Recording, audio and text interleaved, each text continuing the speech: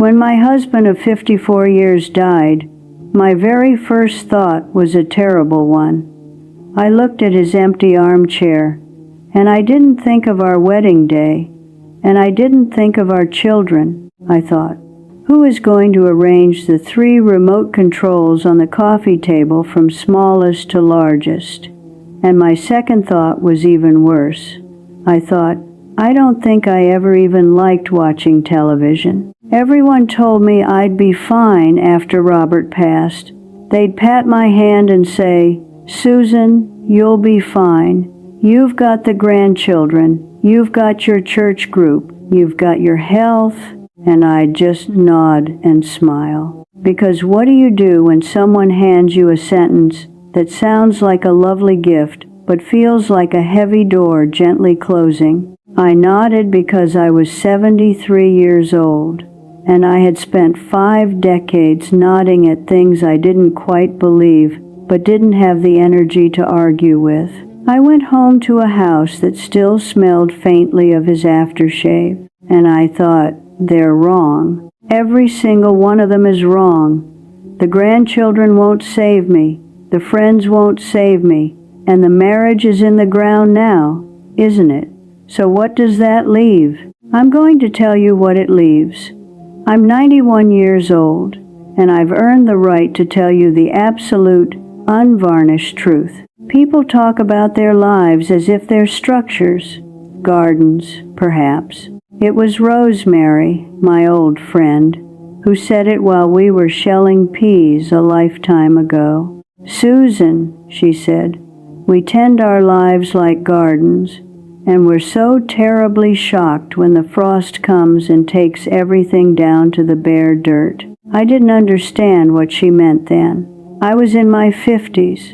Robert was alive, and the kids were grown but calling every Sunday. I thought my garden was solid. What frost is going to take it all? All of them. That's the answer. The frost eventually takes all of them. Not at once. They go one at a time. Slowly.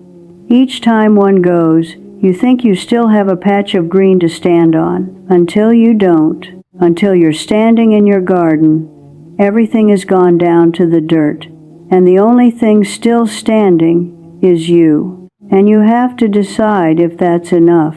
I want to talk about the children first, because that hurts the most to say out loud. I love my son, Matthew, with his rigidly predictable nature. I love my daughter, Elizabeth, who lives in California and sends me videos of her dogs. I gave them decades of my life. Motherhood is a giving that never stops. I don't regret it, but I won't pretend it didn't cost me. Here is what no one warns you about your children after you turn 65. They become people who love you from a distance. Matthew has a wife and teenagers who look at me like I'm a historical artifact. Elizabeth has a life on the West Coast I'm only partially invited into. They love me, but they don't sustain me. Love and sustenance are not the same thing. You can love someone with your whole heart and still not be the thing that keeps them standing when the winter wind blows. I learned that lesson almost immediately. After Robert died, Matthew was terrified of me living alone. He had found his father's body sitting in that easy chair, and he was scared he'd find me the exact same way. He convinced me to move into a lovely retirement community. I tried it for 3 months. I slept in a beautifully decorated room designed for someone small and temporary, and that's what I became. My entire identity shrank down to room number 212. I'd sit at group dinners eating low-sodium chicken, and I'd think, I'm 73 years old. I've raised children, run a complex household for half a century, and now I'm just a scheduled activity. I moved back to my house. Matthew was frantic, but I sat at my kitchen table alone, and I thought, now what, Susan? Let's talk about the friends. I had good ones, real ones. But Arthur moved to Oregon to be near his son, and I haven't seen him in 6 years. Eleanor had a severe stroke and just tells me the same story about a blue dress over and over again. And then there was Dorothy. I'd known her since we were 19 and thought the world rewarded goodness. The world doesn't reward goodness, by the way. It just lets you keep it if you're lucky. Dorothy died at 68 of pancreatic cancer, 4 short months from diagnosis to funeral. So the friends, they sustain you for a while. They're beautiful while they last, but they aren't permanent. They move, they forget, they die. Now, let me talk about the marriage. Society holds that one up like a gleaming trophy. 54 years, they say. What an incredible love story, and it was. But it was also a story about 2 people slowly melting into one organism, and then one half dying, and the other half having to remember how to breathe using only her own lungs. I lost Susan when Robert died. The woman who came after had to be built entirely from scratch. Robert was a good man. He made my coffee every single morning before I woke up. But he was also the reason I didn't know who I was for 54 years. I was Robert's wife. I was Matthew and Elizabeth's mother. I was the keeper of everyone else's details, and in all that relentless keeping, I completely lost the details of myself. After Robert died, people asked, "What do you want to do now, Susan?" I didn't know. I hadn't been asked that question in 5 decades. I knew Matthew wanted me safe. Elizabeth wanted me happy from a distance. The doctor wanted me to walk. But what did I want? I sat with that question like a heavy stone in my throat for 3 full years. 3 years of being a ghost in my own home. And this is where I'm going to tell you the central truth. Neither your children, nor your friends, nor your marriage sustains you after you cross into the later chapters of your life. The absolute only thing that sustains you is the relationship you have with yourself. I know it sounds like a cheap motivational poster, but I'm 91 years old, and I'm telling you, it's the hardest truth you'll ever swallow. We were strictly taught to sustain others, women especially. I spent over 7 decades being the thread that held the fabric together. When Robert died, there was no thread holding me together. There was just Susan, trying to remember if she actually liked sugar in her tea, or if she'd only been drinking it without sugar for 50 years because Robert preferred it. That's the edge where most people quietly give up. Silence actually has a physical sound. When you've lived with someone for over half a century, silence is deafeningly loud with everything that's missing. I stopped leaving the house. I slept 14 hours a day because sleeping was the only time I didn't have to carry the weight of being awake. One afternoon, I caught my reflection in the dark glass of the microwave door. The woman in that reflection had no expression whatsoever. She was vacant, a house with the lights turned off. I remember thinking very calmly, so this is how it ends, quietly, with a woman who simply forgot to keep living. But it didn't end like that. It was August. I was digging in the deep hall closet, moving boxes I hadn't touched in decades. Wedged under old tax documents, I found a heavy, taped-up shoebox.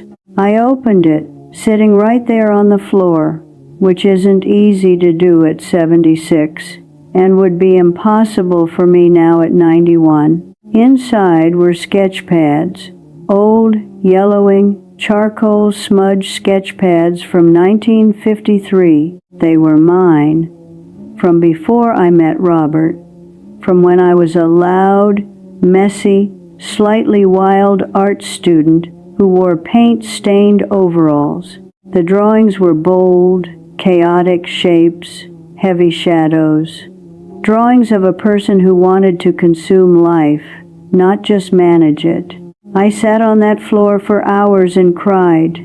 They were undeniable evidence that I had been a whole person before I was a wife and a mother and a widow. I had buried that girl so deep under piles of laundry and standardized expectations that I forgot she ever breathed. That shoebox saved my life slowly.